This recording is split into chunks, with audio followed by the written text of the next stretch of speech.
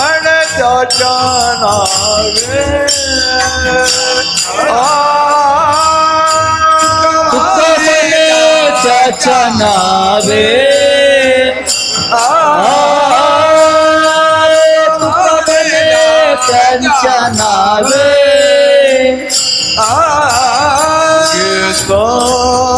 Huawei संतोषी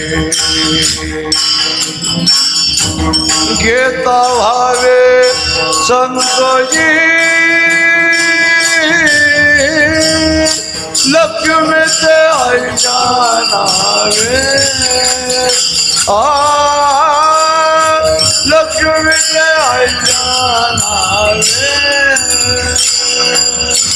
हे घेता व्हावे संतोषी घेता व्हावे संतोषी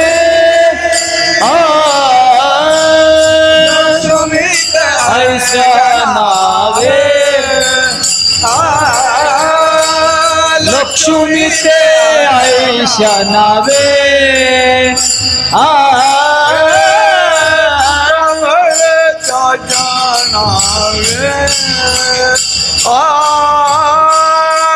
तुका म्हण जाच्या नावे तुका म्हणे त्याच्या नावे तुका म्हणे त्याच्या नावे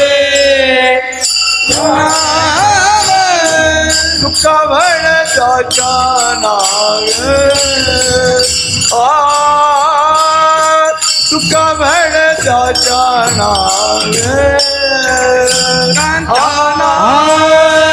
तुका म्हणे त्याच्या नावे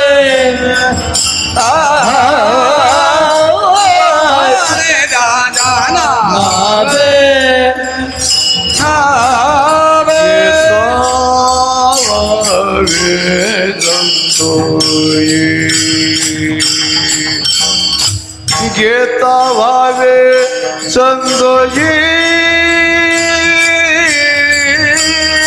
लक्ष्मीचे आईच्या नावे लक्ष्मीचे आईच्या नावे घेता व्हावे संतोषी घेता व्हावे संतोषी लक्ष्मी ते ऐशा नावे लक्ष्मी ते ऐशा नावे भाग्य जावे तरे टाळे भाग्य जावे तर जाणे लक्ष्मी ते आईच्या नावे लक्ष्मी ते आईच्या नावे आके जावे हरिता जाणी भाग्य जावे तरिता लक्ष्मी ते ऐशा नावे लक्ष्मी ते ऐशा नावे